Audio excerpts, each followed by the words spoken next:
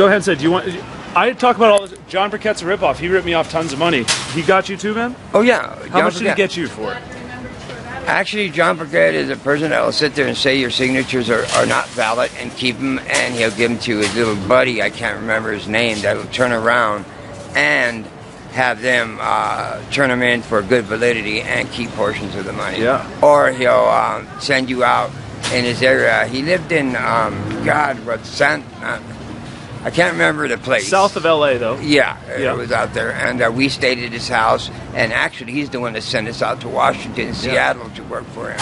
Yeah. And, a lot of people got screwed over. There was almost a big riot in San Bernardino about that, one of his guys. So, yeah, John. Yeah, I saw something in the paper about him, and someone wrote a blog about in Washington State how he ripped off a bunch of people. Yeah, and that was a while back in Seattle. It was like 08, was it?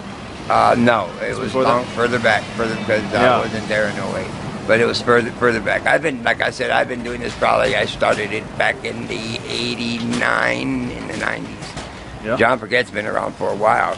How he's still doing it, I don't know. Yeah, but he probably still has that same home I've been to, and it's really surprising because he makes excuses. Yeah, I've been to his house to turn in sheets. He wears a little old hat, small little guy. Yeah. Now he's dyeing his hair, trying to grow a beard to make him look different because he doesn't want people to recognize him. He dyed his hair blonde. You don't really. You got to work for a while for one of his guinea pigs to really get to know John Burkett, and then end up going at his house. He had about 7 or 8 of us stay at his house before he shipped us out to Seattle. Yeah. But you'd recognize his house if you saw it, like on Google Maps or something. Yeah, I'm pretty sure I thought I found it once, but because it's only a matter of time before I met someone else or 2 people that we could put a class action lawsuit and have it delivered to his home by a sheriff. Which I'm waiting to do because he ripped me off about $10 grand. Oh yeah, like I said, there's a lot of money to be made on this, and John Burkett is the person that. You don't by any chance know anyone else or stay in contact with any of the old petitioners, do you? That worked for him? No, it's been a while. There was another guy named John. I'm pretty sure his name that was his guinea pig that opened office in different areas. Sure. And he burned so many people on validity that they literally wanted to beat the shit out of him. Yeah. You know? And he parked around the side and had me bring the petitions to the people, you know? And they were like, well, where's he at? You know, and I go, well, what's going on? He just said to drop these off. These ain't no good. You know, and half of them weren't even their petitions. So, he screwed him around. I wish I could remember the other guy's name he worked for, but I don't. Or worked for John himself, but I don't. But I don't think there would be a problem finding out. He has a house out there in Cerritos, El Cerrito, or somewhere out towards going towards San Diego. Yeah, between LA and San Diego, off the highway. Yeah, right. I remember it, and I've been there. Yeah. And I did run into him in the voter's office in SF randomly. Oh, really? And said, hey, John, where's my money? And he was like, startled and all shook up. Right. And, I said, I'm not going until you pay me some money, man. Right. You ripped me off so much money. And he admitted to me, and he knows he owes me money. He said, oh, the Republicans ripped me off of this money. I said, it doesn't, he's so full of shit. That's money that maybe, you didn't pay anybody for any of the signatures, right? But I know he got paid on it, and he did. He admitted it. Exactly. He pulled a couple $100 out of his pocket. I really should have shook him up for more, and he handed it to me. But and he said he was going to pay me the rest, but then he never returned calls. Oh, yeah. You'll never. I can't wait till I see him again. You'll never get him again. And in order to see him again, he can mess with me once, but you can't just keep screwing over people. Yeah, karma's going to catch up. Oh yeah. In order to find him again, it's fine. He's probably out there circulating petitions if they're nationwide, if they're running out of California, if they're signing them. I don't know if it's just the Pima County petition or just statewide. Okay. When you find it statewide, you'll find offices out there, and I guarantee you one of them is working for John Burkett. That's opening these little hole-in-the-ground offices.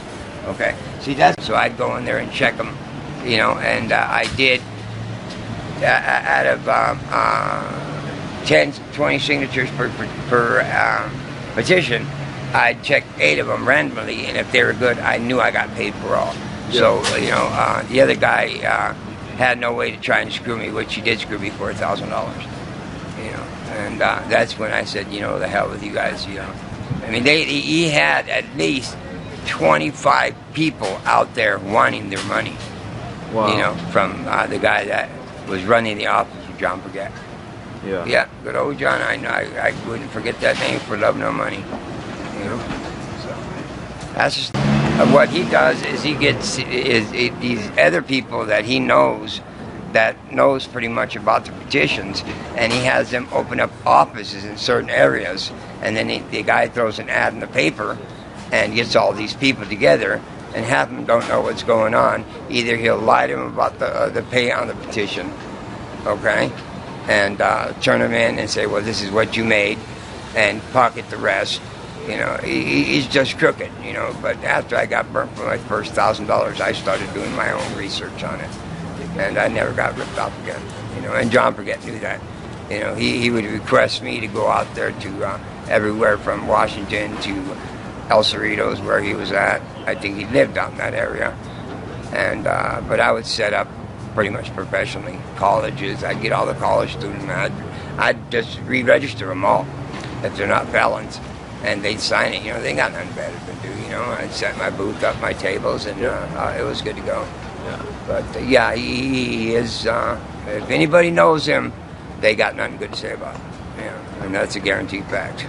Unless they're temporarily working for him right now. And they think that they're going to be cool until they get screwed. Yeah, until they get screwed. Or he's in with, let's screw these guys together, we'll make a few grand, you know. We'll make a chunk of money.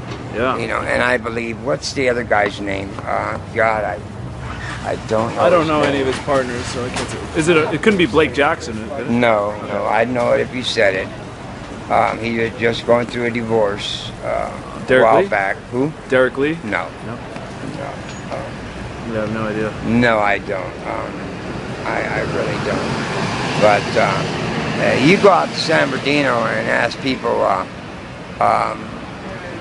Actually, I know exactly where the office is at San Bernardino. I'm sure they got records on who rented that office within that time of petitions, because after all this went down, he had to leave because there was too much trouble there. I mean, people were just breaking into the office. They wanted their money. Yeah. That's how bad it got. They wanted their money, and they earned it. There was no reason why they wouldn't get it. Some did. Some went out and sat at the restaurant and just picked out the phone book and did their stupid stuff, you know what I mean? Sure. Hoping to see it's right, but a lot of them did work hard for it. They Right. ain't got screwed. Really got screwed. You know, so.